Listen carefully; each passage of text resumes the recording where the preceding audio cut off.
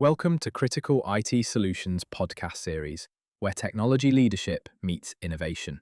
Join us as we explore the ideas shaping modern IT, from cybersecurity to quantum computing and everything in between. Here's a number that should stop you cold. Companies around the world are on track to spend over $400 billion on AI in 2026. $400 billion. And yet, according to S&P Global's June 2026 report, only 37% of AI initiatives launched in the past year are actually live and delivering value. So we're collectively spending more money on AI than the GDP of most countries, and the majority of it isn't working yet. Today, we're getting into AI adoption and automation readiness. Specifically, what separates the companies that are genuinely winning with AI from the ones stuck running the same pilot program for the third year in a row? Why the skills gap is quietly the biggest crisis in tech right now, and what the policy landscape means for where this all goes next.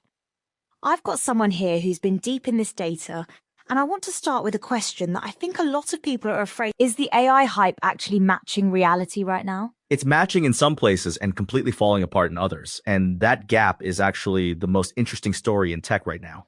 Okay, break that down for me. So let's start with what's real. According to the McKinsey Global AI Survey, 72% of enterprises have at least one AI workload running in production as of Q1 2026. That's up from 55% in 2024 and just 20% back in 2020. So the adoption curve is genuinely steeper actually, than electricity or the internet at the same point in their diffusion, according to the World Economic Forum. Wait, steeper than the internet? That's what the data shows. The WEF compared adoption trajectories of major technologies over their first 25 years, and AI stands out for its sharp acceleration. But here's where it gets complicated. Having an AI workload in production is not the same thing as being AI ready. Those are two very different things. That's a distinction I don't think most people are making. So what does it actually mean to be AI ready? Cisco put together an AI readiness index that I think is one of the cleaner frameworks out there. They surveyed over 8,000 senior leaders across 30 markets and 26 industries, and they measure readiness across 6 pillars: strategy, infrastructure, data, governance, talent, and culture. And they sort organizations into 4 tiers: pace setters, chasers, followers, and laggards. And I'm guessing most companies aren't pace setters. Correct. And the gap between pace setters and everyone else is striking. Pace setters, the ones scoring 86 or above, have 75% of their staff reporting AI proficiency. At other organizations, that number is just 16%. 75 versus 16. That's not a gap, that's a canyon.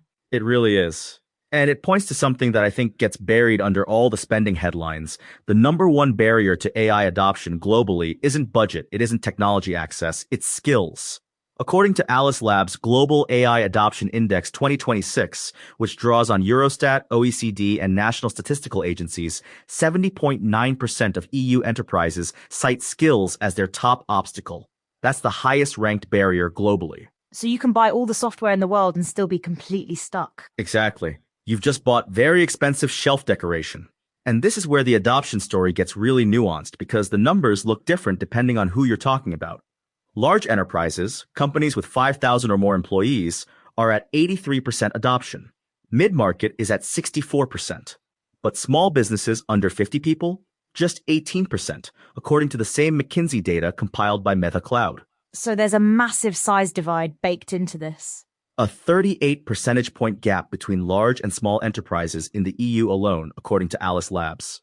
And that divide matters because small businesses are the backbone of most economies. If AI productivity gains are only flowing to the top of the market, that's a structural problem. Let's talk about what this looks like on the ground, because I think the manufacturing sector is where you can really see both the promise and the gap playing out in real time. Manufacturing is a great lens for this. Siemens, for example, has been using AI-powered IoT sensors in its factories to forecast equipment failures and optimize maintenance schedules, what's called predictive maintenance. The result is reduced downtime and lower maintenance costs. GE's Predix platform for predictive maintenance is estimated to deliver up to $2 billion in annual savings, according to case study research compiled by the marketing agency. $2 billion from one platform. At scale, yes. And quality control is another area. AI systems are catching 90% more defects while speeding up inspections by 50%. according to the same research. Production optimization through AI typically delivers 8 to 25% improvements in throughput. These are real, measurable numbers. So the technology clearly works when it's deployed well. What's stopping more companies from getting there? A few things. First, the ROI timeline is longer than people expect. The same case study research notes that most AI implementations take 12 to 18 months to deliver positive ROI, if everything goes right. Some take up to 2.5 years. And in a world where leadership wants quarterly results, that's a hard sell. Yeah, and I imagine that's where a lot of pilots die. They just never get the budget to scale. That's exactly it. McKinsey's 2025 State of AI report found that companies focusing on value creation, scalability, and differentiation are 2.5 times more likely to see significant returns. But most organizations are still treating AI as a series of disconnected experiments rather than a coordinated strategy. And that brings us to the execution gap you mentioned at the top, because the S&P Global numbers on this are kind of alarming. They are. S&P Global's June 2026 report, which draws on their Purchasing Managers Index survey and 451 research data, found that only 46% of AI initiatives launched in the past year are deemed on track to achieve positive ROI within 12 months. And only 37% are assessed as live and actually delivering value. So more than half of AI projects are either behind schedule or not delivering. That's a staggering failure rate for something companies are pouring hundreds of billions into. And the S&P report is pretty direct about why. They say AI's capacity to replace or augment labor is constrained by delivery challenges related to trust, data, and skills. The technology may be advancing faster than organizations can reliably deploy it. That's the core tension. That's a really interesting framing, the technology outrunning the organization's ability to absorb it. The World Economic Forum put it well in their January 2026 piece from the Davos annual meeting.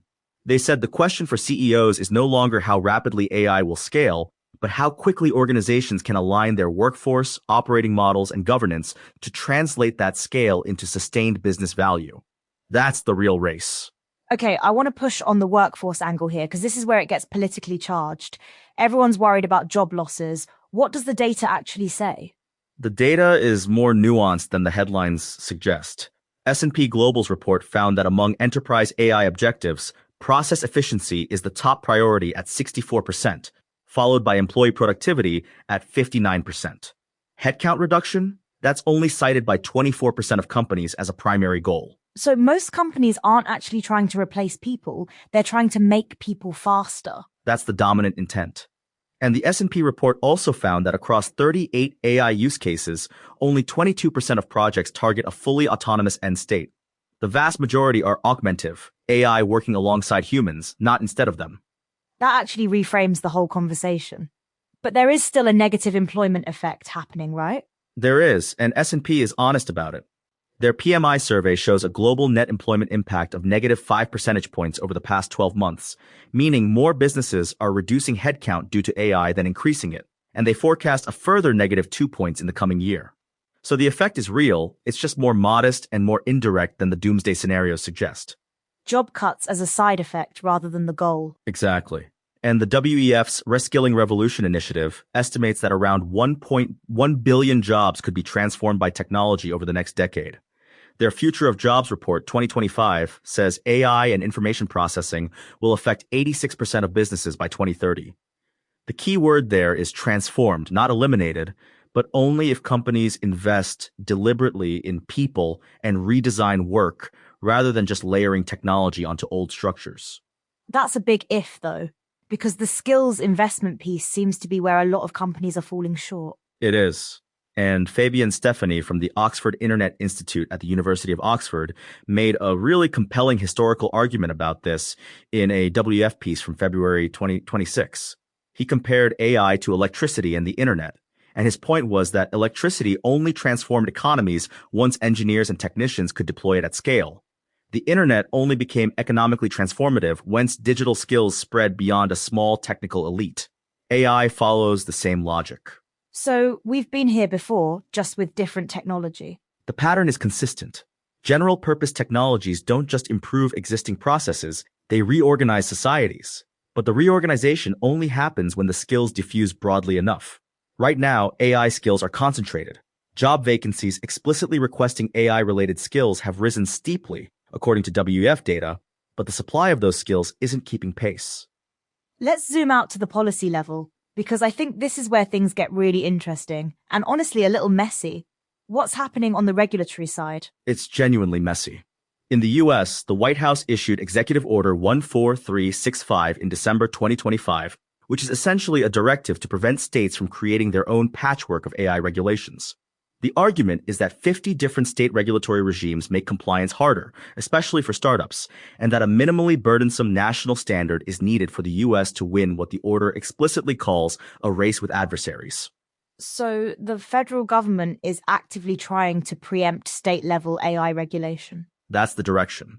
And then in March 2026, the White House released legislative recommendations for a national policy framework for AI, covering everything from child protection to community safeguards to infrastructure permitting. Meanwhile, the GAO published a report in September 2025 identifying 94 government-wide AI requirements already on the books, from federal laws, executive orders, and guidance documents. 94 requirements. That's already a lot of compliance overhead. It is. And the GAO found 10 executive branch oversight groups with a role in federal AI use, including the National AI Advisory Committee and the National AI Initiative Office. So there's a lot of governance infrastructure being built. The question is whether it's coherent enough to actually accelerate adoption rather than slow it down. And that tension between innovation speed and regulatory coherence is playing out at the state level too, right? Like there's a real geographic dimension to this. Absolutely. My Solutions just released their U.S. Automation Readiness Index for 2026, and the findings reveal what they call a massive geographic divide. They scored all 50 states on a 1 to 100 scale across 7 pillars: digital infrastructure, workforce density, on-the-floor technology, manufacturing GDP, productivity gains, and electricity costs. And who came out on top? Texas, with a score of 79.76. My Solutions describes it as the capital and connectivity anchor, scale and modern infrastructure working together. But the interesting finding is that traditional industrial states in the Midwest and South are aggressively scaling up, while some major economic heavyweights are hitting structural bottlenecks. So it's not just a national story, it's hyper-local. Your zip code might actually determine how exposed you are to automation disruption. That's a real way to think about it. And My Solutions makes the point that it's no longer enough to just have factory floor space. Sustainable growth now depends on what they call technological resilience, and that requires an ecosystem of support, from robotics and AI to ERP software. You can't just drop a robot into a facility that isn't digitally ready. That ecosystem framing is interesting, because I think a lot of people imagine automation as just buying a machine, but it sounds like it's more like building an entire operating system. That's a really good analogy. And it connects back to why the Cisco Readiness Framework has 6 pillars, not one. Strategy, infrastructure, data, governance, talent, culture, you need all of them working together. A company that has great infrastructure but no AI strategy, or great talent but no data governance, is going to struggle. The Economist Intelligence Unit made a similar point in their Automation Readiness Index commissioned by ABB. They looked at innovation for automation, skills for an automated economy, and managing workplace transitions as 3 distinct but interconnected challenges. So readiness is almost more of a organizational design question than a technology question. I'd argue it's primarily an organizational design question. The technology exists. The question is whether the organization is structured to absorb it, deploy it, and actually get value from it. And right now, the data suggests most organizations are not. Let's talk about the spending side for a second, because the numbers are genuinely staggering. We mentioned $400 billion at the top. Where is all that money actually going? So IDC's Worldwide AI Spending Guide projects global enterprise AI spending at $407 billion in 2026, up 34.8% from $302 billion in 2025. AI software, platforms, applications, tools represents 48% of that. AI services are 34%, and hardware and infrastructure are 18%. And within that, generative AI specifically accounts for $127 billion, growing at 59% year over year, the fastest growing segment in all of enterprise IT, according to IDC. 59% year over year growth. That's almost hard to process. And the infrastructure side is equally wild. Gartner projects the global AI infrastructure market, GPUs, AI servers, networking, will hit $104 billion in 2026. NVIDIA alone controls an estimated 82% of the AI training chip market, with data center revenue exceeding $100 billion in fiscal year 2026. One company controlling 82% of the chip market that the entire AI economy runs on. That's a concentration of power that I don't think most people have fully reckoned with. It's a significant dependency, and it's part of why the White House's push to streamline federal permitting for AI infrastructure, data centers, power generation is so politically loaded. The energy demands of AI infrastructure are enormous, and the March 2026 legislative recommendations specifically address making sure residential ratepayers don't bear the cost of new AI data center construction. So there's a real community impact dimension here that goes beyond just jobs. Electricity costs, grid reliability, local infrastructure, these are all downstream effects of AI scaling that don't show up in the adoption statistics but are very real for the communities where these data centers get built. Okay, I want to come back to something you said earlier about the most widely adopted AI use cases, because I think it's actually kind of funny given all the hype. Right, so S&P Global's report looked at 38 AI use cases and found the most widely adopted ones are summarization at 71%, translation at 62%, and data management at 61%. So the most common thing companies are doing with AI is summarizing documents and translating text.